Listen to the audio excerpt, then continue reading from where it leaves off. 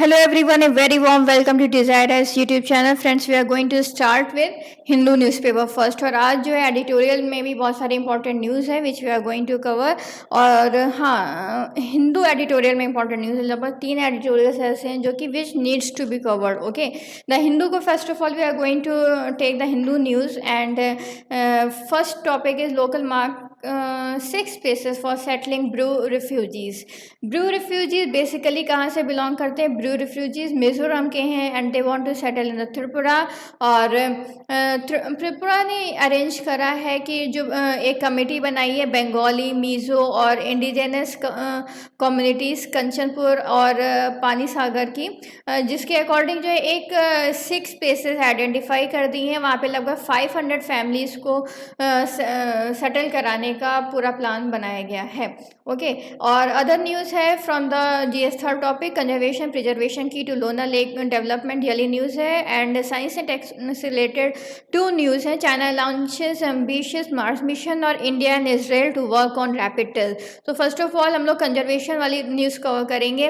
और इसमें यह है कि देखो जो लोनार लेक है जिसको हम लोगों ने कल भी कवर करा था, इसमें क्या है कि ये एक पहली बात तो ये समझ लो ये ओवल शेप में है, महाराष्ट्र में है। महाराष्ट्र में कहाँ पे? बुल्धाना डिस्ट्रिक्ट में है। और ये एक बहुत ही टूरिस्ट हब है। एंड इसमें ये भी क्या है कि ये बनी कैसे, लेके ये मेट्रॉइड जब हिट करा था अर्थ को तो तब ये बनी थी। ओके, तो ये नेचुरल लेक है एंड 50,000 ईयर्स एगो पहले ये लेक बनी थी। अभी क्या है, एक कमेटी सेटअप करी गई है क्योंकि ये पिंक होती जा रही है, तो इसके लिए कमेटी सेटअप हुई है जो कि पूरा इसको देखेगी कि यहाँ पे टूरिज़्म कैसे डेवलप किया जाए। बट उसके पहले जो है इसका कंजर्वेशन होना, इसका प्रिजर्वेशन होना, इसके लिए एक नोडल अथॉरिटी बनाई गई। दैट इज वो नोडल अथॉरिटी कौन हेड करेगा? वहाँ के जो DM है वो हेड करेंगे। ओके, एंड जो है इससे क्या होगा, लगभग 91 करोड़ जो है टूरिज़्म डेवलपमेंट कॉरपोरेशन को जो है वो फंड दिया गया है कि इसकी जो सराउंडिंग एरिया है उसको कैसे डेवलप किया जाए। ओके, सो हम लोग नेक्स्ट टॉपिक पे बढ़ते हैं। China launches ambitious Mars mission. China जो है ने मार्स मिशन अपना लॉन्च कर दिया। बहुत दिन से अवेटेड था ये मिशन, जो कि पहला मिशन इसका अनसक्सेसफुल हो गया था। और ये 2011 में कहाँ से? कजाकिस्तान से लॉन्च हुआ था, बट वो कंप्लीट फेलियर था, वो था। ओके, और ये इसमें क्या था, इसमें रशिया मिशन के साथ कंपनी करा था। अब की बार ये जो अटेम्प्ट है ये सोलो अटेम्प्ट है और इसमें जो है चाइना ने सक्सेसफुल हो गया है। इसको जो है लगभग जो है हैनान आइलैंड है वहाँ से लॉन्च करा है। And the name of the जो भी है जो मिशन लॉन्च करा है उसका नेम है टियानवेन 1। ओके, और ये क्या करेगा, ये वहाँ पे जो अंडरग्राउंड वाटर है उसको देखेगा और ये देखेगा कि वहाँ पे एंशियंट लाइफ रही भी है कि नहीं। ओके, एंड US भी एक एम कर रहा है कि जो अपना परसिवेरेंस है, the most sophisticated Mars rover, वो लॉन्च करे from the Cape Canaveral. Okay, so जो है ये बेसिकली ये था। एंड US ने अभी तक जो है बहुत सारे लगभग 1976 से मार्स के मिशन में लगा हुआ है। और वहाँ के मेरिटियन सॉइल, वहाँ का क्या था पहले, क्या है अब, वाटर है कि नहीं, ये सारी चीज़ें जो हैं US हमेशा सर्च में लगा रहता है कि क्या हुआ कि वहाँ लाइफ नहीं हो सकती। तो ये सारी चीज़ें हैं जो US हो गया।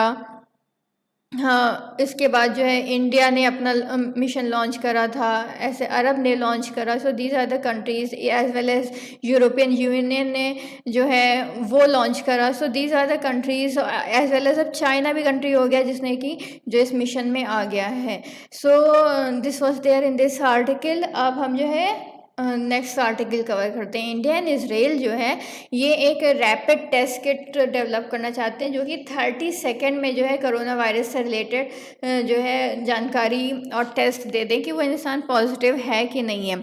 अब इसमें क्या है कि एक जो है वेंटिलेटर, मैकेनिकल वेंटिलेटर जो है प्लेन से लाने की परमिशन दे दी थी इसराइल अथॉरिटी ने। और ये किसकी देखो, एक इजरायली डेलीगेशन आएगा, वो directorate bye defence research and development ministry. Okay, and ये जो है इस जो DRDO है उसके साथ जो है वर्क करेगा। और कुछ चीज़ें हैं जिस पे ये लोग फोकस करने वाले हैं। वो क्या, जैसे कोई कोविड पेशेंट है तो उसकी देखो हो सकता है कि वॉइस में थोड़ा सा चेंज आने लगे, उसके में ब्रीथ प्रॉब्लम हो सकती है इस टाइम।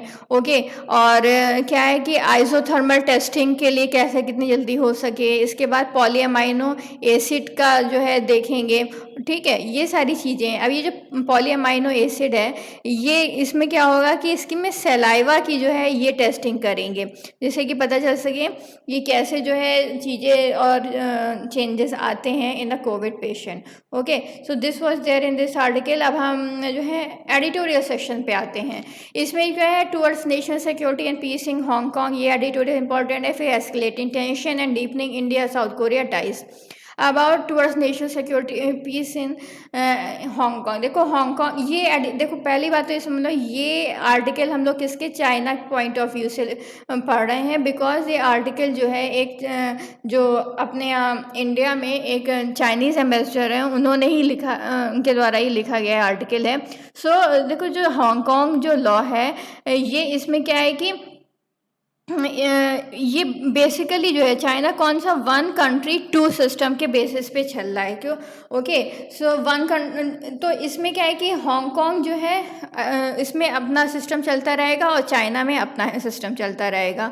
बट हाँ, अगर जैसे हांगकांग में कुछ चीज़ें हैं जो कि चाइना नहीं चाहता कि उसके अगेंस्ट जाए, तो इसीलिए जो है वो बहुत ज़्यादा स्ट्रिंजेंट मेजर्स ले रहा है। वो क्या चीज़ें हैं कि अगर कोई बाई चांस चाइना के डेटा लीक करने लग जाए, या फिर चाइना के में फॉरेन अथॉरिटीज़ के साथ फॉरेन कॉल्यूजन कर ले और फिर जो है हांगकांग की सिक्योरिटी एट द रिस्क हो जाए, तो ऐसे में जो है चाइना ने अपनी नेशनल सिक्योरिटी को बचाने के लिए क्या करा है कि सप्रेस करना, अगर कोई भी करेगा ये सब, तो प्रिवेंटिंग, सप्रेसिंग और इम्पोजिंग पनिशमेंट, ये अपना जो है हथियार अपना लिया है चाइना ने। ओके, एंड ये है कि बहुत सारे एंटी चाइना फोर्सेस हैं जो कि चाह रहे हैं कि हांगकांग की इंडिपेंडेंस हो जाए। वो ये नहीं चाहते कि बिकॉज कि कहीं ना कहीं चाइना वीक हो जाए, वो इसलिए ये सब चाहते हैं। चाइना का ये व्यू पॉइंट है। ओके, एंड अगर देखा जाए तो हांगकांग जो है ये क्या है कि ये फ्रीएस्ट इकोनॉमी रहा है, यहाँ के लोग बहुत ही फ्री थिंकिंग वाले पीपल रहे हैं, और यहाँ की अगर जीडीपी बहुत अच्छी थी। बट अभी क्या हुआ कि ये सब सिचुएशन के बाद जो है अब यहाँ की जीडीपी में डाउनफॉल हो गया है, एम्प्लॉयमेंट में डाउनफॉल हो गया है। ये सारी सिचुएशन है। अब देखा जाए तो जो भी ये लॉ है, इसमें क्या है कि इसमें वन कंट्री टू सिस्टम ये रहेगा, इस तरह का इम्प्लीमेंटेशन रहेगा। लेजिस्लेशन में will neither change the principle of one country two systems, जो भी जैसे कि हांगकांग में कैपिटलिस्ट टाइप ऑफ इकोनॉमी है, तो हांगकांग में ये चीज़ सस्टेन करेगी। ओके, चाइना में कम्युनिस्ट टाइप है तो वहाँ पे वो चीज़ चलती रहेगी, मतलब चेंज नहीं आएगा। यहाँ पे इंडिपेंडेंट जुडिशियल पावर है, वो लोग वो इंजॉय करते रहेंगे। So this is there, and the second is that the legislation will protect lawful right and freedom of the Hong Kong। जो फिर lawful चीज़ें हैं वो चीज़ तो protected रहेंगी, ये नहीं कि वो लोग slave बन जाएंगे, ऐसा नहीं है। ये in the literal sense ऐसा नहीं है। Okay, legislation will not lead to the generalized understanding of unlimited expansion of national security। Okay, तो ये ना हो जाए कि नेशनल सिक्योरिटी कहीं रिस्क पे आ जाए, ये चीज़ें भी ये लोग ध्यान में रखेंगे। और third point is that the legislation will safeguard long term prosperity वहाँ की बनी रहे, तो इस चीज़ को भी लेजिस्लेशन वहाँ पे सेफगार्ड करने की कोशिश करेगा। और देखा जाए तो हांगकांग का जो है जो international financial trade and shipping, ये सब देखा जाए तो यहाँ पे कह सकते हैं अगर कोई भी फॉरेनर इन्वेस्ट करता है तो वो बना ही रहेगा, because international credit rating agency ने इसको AA+ रेटिंग दी है। ओके, एंड लगभग जो है 3 million people of the Hong Kong have signed A petition in support of the enactment of the law. अब ये नहीं पता कि ये ज़बरदस्ती करा है जैसे करा है, या फिर इसमें कुछ डेटा में चेंजेस हैं, बट इतना ये लोग बोल रहे हैं। एंड 1.2 8 मिलियन में है कि जो है oppose the interference of US.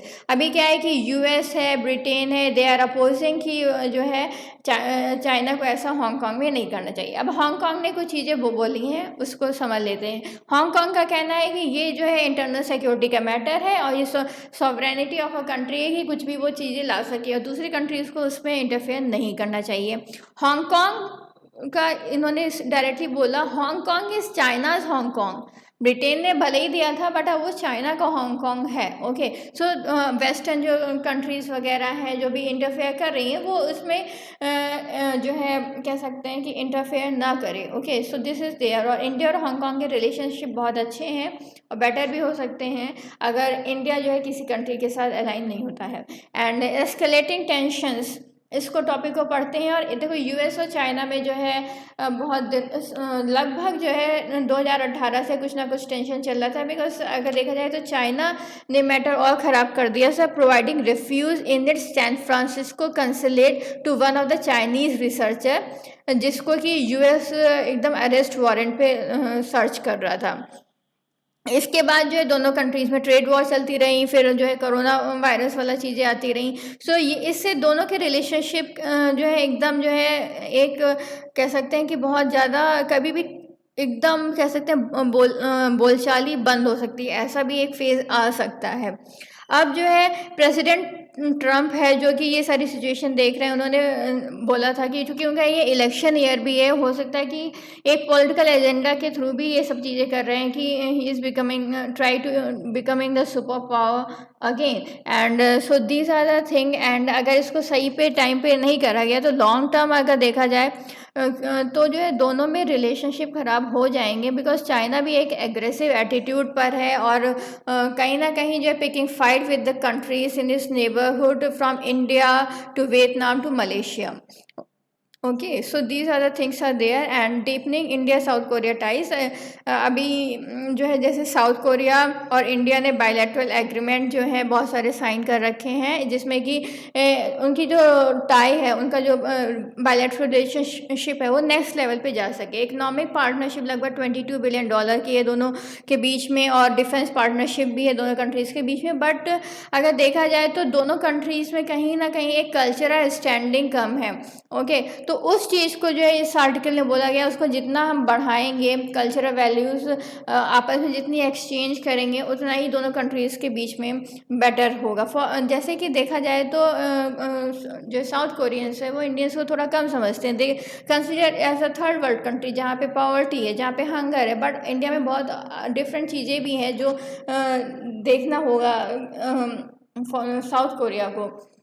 तो अगर जितनी बॉन्डिंग अच्छी होगी तो दोनों कंट्रीज़ एक दूसरे को अच्छा समझ सकते हैं। अभी क्या है, हम लोग जापान को समझ सकते हैं, अभी हम लोग चाइना को समझ सकते हैं, बट साउथ कोरिया से रिलेशनशिप उतनी बॉन्डिंग उतनी अच्छी नहीं है। अगर हाँ कल्चरल टाइज के बारे में देखें तो कैसे बढ़ सकते हैं कि वहाँ पे जो है डांस क्लासेस दिए जाए, डांस की ट्रेनिंग दी जाए इंडियंस के द्वारा, और सियोल के लोग यहाँ पे आके ट्रेनिंग दें। सो जो है इस तरीके से दोनों कंट्रीज़ के बीच में जो है एक कल्चरल सॉफ्ट कॉर्नर बन सकता है। ओके, सो अदर टॉपिक हम कवर करते हैं, इसको थोड़ा सा जनरल इन्फॉर्मेशन के लिए टॉपिक है। Women officer can now get permanent commission in the army. अभी क्या है कि वुमेन ऑफिसर्स को शॉर्ट टर्म कमीशन के लगभग जो है केवल 20 साल की जॉब होती थी, पर अब क्या है उसको जो है एंड कर दिया है, अब परमानेंट कमीशन हो सकते हैं, they can be at par with man. Okay, so ministry of defence ने इशू करा है एक फॉर्मल गवर्नमेंट सैंक्शन लेटर, जिससे कि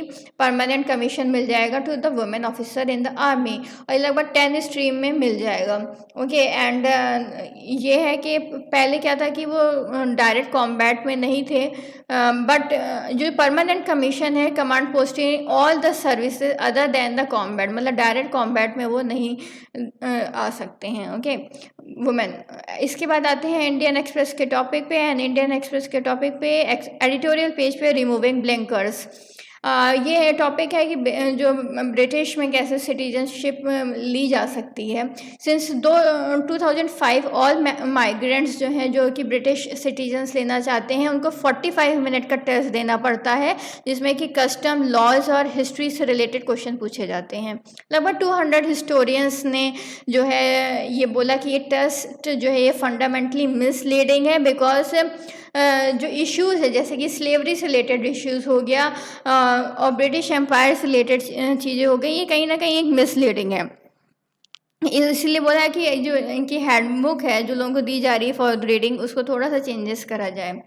इसमें बोला गया है कि by second part of the 20th century they was the most part जो है वो ट्रांसमिशन हो गया था from empire to commonwealth. Okay, और कंट्रीज को इंडिपेंडेंस दे दी गई थी।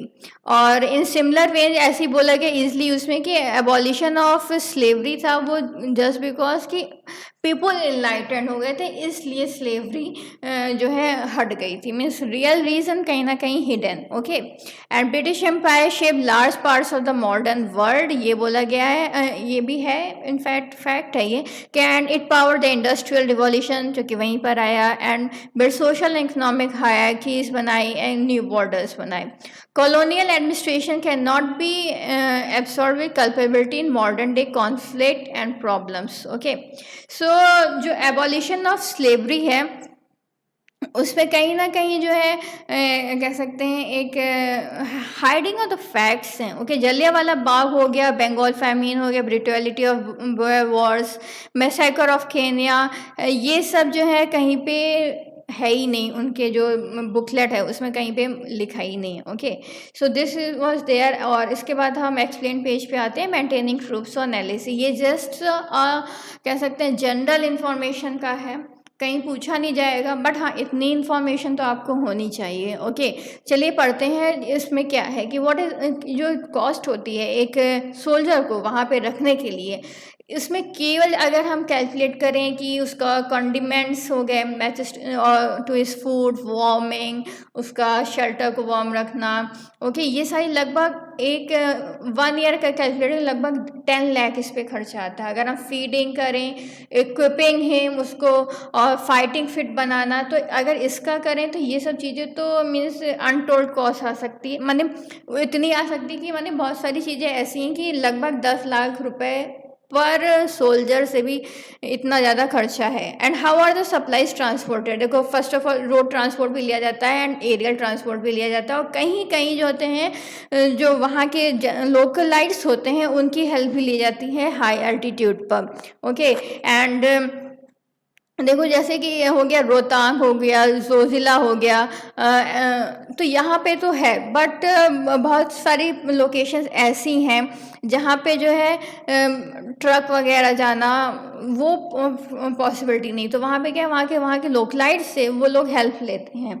ओके, सो ये है कि लगभग अगर देखो ट्रक से पहुँचाना हुआ तो 10 टन्स जो है पहुँचाने के लिए लगभग 1 लाख रुपए लग जाता है। ऐसे ही अगर एयरक्राफ्ट से पहुँचाना है तो 50 टन कैरी करने के लिए लगभग 24 लाख रुपीस लग जाते हैं। और हाँ, जो बहुत सारे हैवी मटेरियल है वो जो है रोड से ही जाना होता है, और वो हम जो है कह सकते हैं कि एयरक्राफ्ट से नहीं भेज सकते। Okay, what happens after truck reaches Leh पे पहुंचने के बाद जो है क्या होता है कि जो सप्लाईज हैं उसको कैसे करा जाता है और भी हायर एल्टीट्यूड पे पहुंचाने के लिए, जैसे सियाचिन हो गया, कारगिल हो गया, वो जो है केवल जो है म्यूल्स के द्वारा जो है जो वहाँ के लोकलाइट्स जो है म्यूल्स लेके जाते हैं, और उसके थ्रू जो है लगभग 10 किलोमीटर पर डे जो है वो आते जाते हैं और वो जर्नी पूरी कवर करते हैं। तो आप सोच सकते हैं कि कितना कैसे कंडीशन में वो लोग रह रहे हैं और कैसे कंडीशन में रह के हमारे कंट्री को प्रोटेक्ट कर रहे हैं। Okay, and thank you for watching.